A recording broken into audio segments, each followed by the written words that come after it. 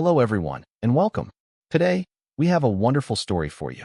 It's about a young man who dreams of making gold, but finds something much more valuable. This story is perfect for anyone learning English. Let's get started with the Alchemist's dream. In a small, old village surrounded by green hills, there lived a young man named Leo. Leo was not a farmer or a baker like the other villagers. He was an alchemist. His workshop was a small, dusty room behind his house. Inside, there were many strange things: glass bottles of different shapes, a stone mortar and pestle, and old books filled with drawings of stars and chemical symbols. The people of the village were simple and kind. They worked hard, planting crops and fishing in the river that ran through the valley. But one year, a great sadness came to the land. The sun was hot, and it did not rain for many, many weeks. The green hills turned brown, the plants died, and the river became a small, sad stream. The villagers grew hungry and worried. Leo wanted to help. He believed in the old stories of alchemy, the magical science of turning common metals into gold. He thought if he could make just one piece of gold, he could buy enough food for everyone. This was his dream. He spent his days and nights working. He had one book, a very old one, with a title that was hard to read. It had a recipe for making gold. The first ingredient was a type of common stone. The second was a rare powder. Leo had a little of this powder, which he had bought with his last money. He started his first experiment. First, he heated the stone in a small clay oven. The stone turned a different color. Then, he mixed it with a little water and some ash from the fire. He put the mix in a small glass bottle. He added a pinch of the rare powder. The liquid turned a beautiful red, like the evening sun. This is a good sign, Leo whispered to himself. He put the bottle on a stand to cool, his heart beating fast. He waited. He watched. But the next morning, when he looked, the liquid was dark and hard. It was not gold. It was just a small black rock. Leo was sad. He had failed. But he did not give up. He read the book again. Maybe the temperature was wrong, he thought. He tried again the next day. This time, he added less water. The mix made a strong smell, like burning flowers. He coughed and waved his hand in front of his face. He watched the mixture with great hope. It bubbled and hissed. For a moment, a small, shiny spark appeared in the liquid. Almost, he cried. But the spark was quickly gone. The liquid became a dark, sticky liquid. Another failure. He tried again the next day. This time, he added less water.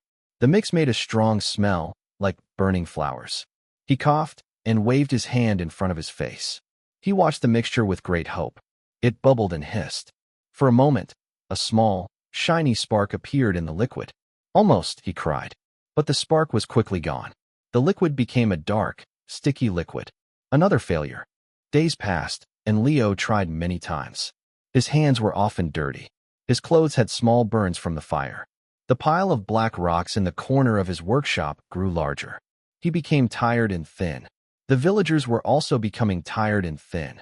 Their faces were sad. One day, a very old woman named Alara came to his workshop. Alara was not an alchemist. She was an herbalist, a person who knew about all the plants and trees. Her face was very kind, and in her eyes, all the secrets of the forest seemed to be hidden. In her hands, she carried a basket full of wild berries from the forest. "Hello, young Leo," she said. Her voice was soft. "I see you are working hard." Leo sighed. "I am, Alara, but I am failing. I am trying to make gold to buy food for our village. I want to help." Alara looked at the pile of black rocks. She did not laugh. She looked at his books and the strange tools. She put her hand on a glass bottle. "You are looking for gold in these books," she said gently. "But maybe the true gold is not in a bottle. Maybe it is in the earth." Leo was confused. "What do you mean? How can a field of dry dirt be gold?" Alara smiled. "Come with me," she said. She led him outside his workshop and into the forest to a small, hidden place. The air there was a little cooler. There was a small, green patch of grass and moss. "Look," she said, pointing to a small, green moss. "The river is dry, and the hills are brown. But this moss is still green. Why? Because it holds water.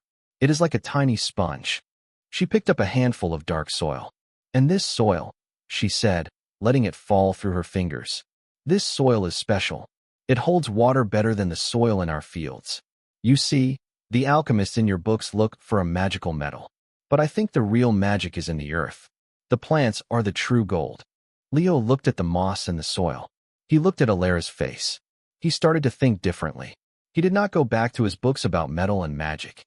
He went back to his workshop and looked at his tools with a new mind. He remembered his chemistry. He knew how to mix different things together. He mixed the special soil from the forest with common dirt. He crushed the moss and added its soft green pieces. He added a few drops of a common mineral he had been using in his experiments, which he now realized could help the mixture become stronger. He made a new kind of paste, a dark, earthy paste that smelled like the forest after a light rain. He went to the village square. "Everyone, please," he said, holding up a small piece of the paste. "I was wrong. I was looking for gold, but the true gold is here, in the earth. We must work together to help our land." Some villagers did not understand, but they trusted Leo. He was a good man. They all took a little of the paste. They went to the fields where the crops had died. They spread the paste on the dry, cracked earth. It was a lot of work, but they worked together, side by side. While they worked, a few men, led by Leo, also followed the small, cool air he had felt in the forest. They walked and walked until they found a tiny, secret spring, a small place where clean water came from the rocks. It was not a big river, just a little spring, but it was a small start. They used their hands and sticks to dig a little channel, a very small river, to let the water flow from the spring to the fields. The next day, a few small clouds appeared in the sky. For the first time in many weeks, a light rain began to fall. It was not a big storm, just a gentle, quiet rain. The villagers looked at the rain with hope in their eyes. They watched the water fall on the fields. The dirt that they had not touched was still hard and dry. The water ran off it quickly, but the soil they had treated with Leo's paste was different. It became soft and dark. It drank the water and held it, like a sponge. The next day, the sun came out again. The hills were still brown, but the fields with the special soil were now soft and wet. And a few days later, tiny green shoots started to push up from the ground. Then more and more. The fields became a beautiful, new green. The village was saved. The crops grew. The people had food again. They were happy. They did not have gold coins in their hands, but they had life in their fields. Leo was not rich. His workshop was still full of strange rocks, but the villagers called him the alchemist of the earth. They knew he had not made gold. He had done something much better. He had used his knowledge to help his community. He had worked with nature, not against it. Alara came to see him again. She smiled and said, "You found the true gold, Leo. The most precious gold is the one that brings life." Leo smiled too. He knew she was right. His real treasure was not a shiny yellow metal. His real treasure was the green fields, the happy faces of his neighbors, and the deep, rich soil of his home. And that brings us to the end of our story. I hope you enjoyed learning about Leo's journey to find the true meaning of treasure. If you liked this video, please give it a thumbs up and leave a comment below with your favorite part. And don't forget to subscribe to our channel for more great stories. See you next time.